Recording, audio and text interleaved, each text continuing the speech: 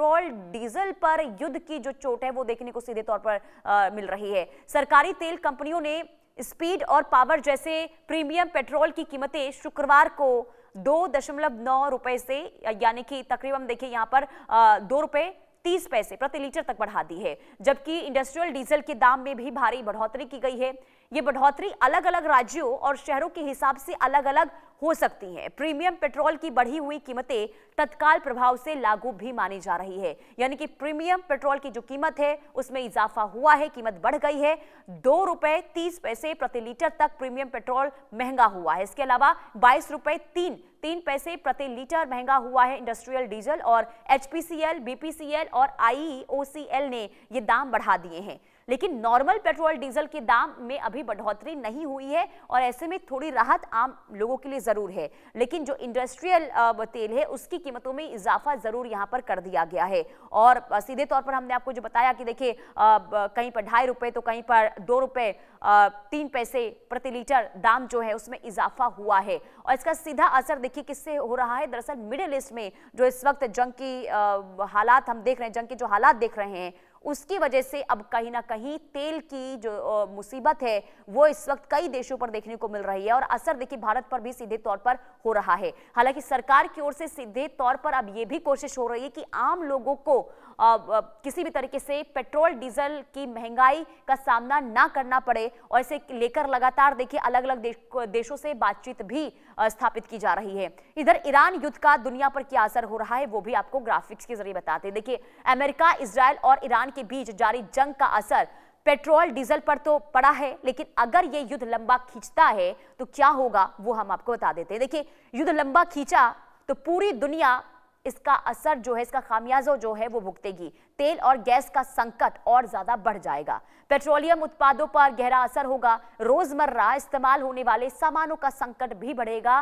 Toothpaste, tyre, paint तक की किल्लत जो है वो हो जाएगी। यानी कि अगर पेट्रोल डीजल की कीमतों में इजाफा होता है तो इसका रोजमर्रा की जिंदगी पर भी सीधे तौर पर असर पड़ेगा, क्योंकि रोजमर्रा की जो चीजें इस्तेमाल में लाई जाती है उसके दामों में भी जो है इजाफा देखने को मिलेगा, क्योंकि ट्रांसपोर्टेशन उससे काफी महंगा हो जाएगा। ऐसे में अगर ये युद्ध लंबा चला तो स्थिति बहुत ज्यादा गंभीर हो सकती है। और यही वजह है कि भारत लगातार कोशिश ये कर रहा है कि बातचीत के जरिए इस युद्ध को रोका जाए।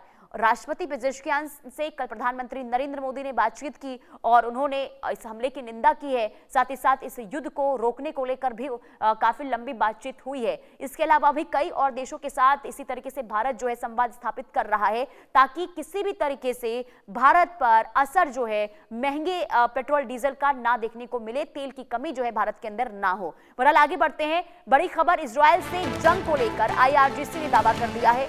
इजरायली शहरों, खाड़ी ठिकानों पर हमला किया गया है। अराद, डिमोना और इलाद, बेरशेबा, इसके अलावा किरायत में हमला हुआ है। सैन्य ठिकानों और सुरक्षा केंद्रों को निशाना बनाया है। ये IRGC की ओर से दावा किया गया है और ये बताया गया है कि किन किन जगहों पर इजरायल में हमले हुए हैं, जिसमें सीधे तौर पर ये कहा गया है IRGC की ओर से कि जो सैन्य ठिकाने हैं इजरायल के, जो सुरक्षा केंद्र हैं, उस पर हमने टारगेट किया है।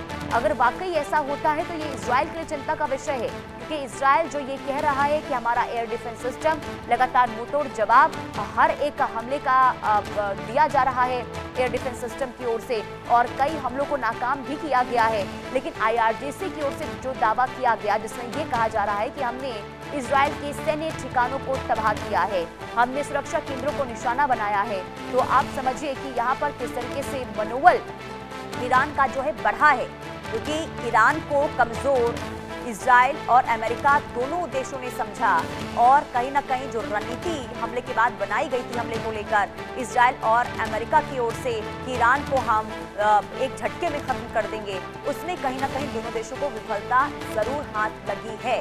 और यही वजह है कि चिंता, भले देखिए दावे जरूर किए जा रहे हैं कि जंग हम जीत गए, इजरायल को नुकसान पहुंचा है, लेकिन चुनौती इस वक्त IRGC जरूर इजरायल और अमेरिका के लिए बन रहा है। और अरात, दिमोना, ये तमाम बड़े शहर इजराइल के जहां पर हमले हुए हैं, IRGC ने दावा किया है कि हमने इजरायली शहरों और खाड़ी ठिकानों पर हमला किया है और खास करके जो सैन्य ठिकाना है उसे हमने तबाह किया है, सुरक्षा केंद्रों को हमने निशाना बनाया है।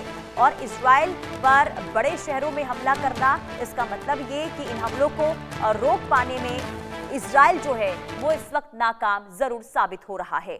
बहरहाल मिडिल ईस्ट से जुड़ी तमाम बड़ी खबरें आपको बताएंगे। रुकते एक छोटे से ब्रेक के लिए। ब्रेक पर जाने से पहले नजर इस वक्त की हेडलाइन।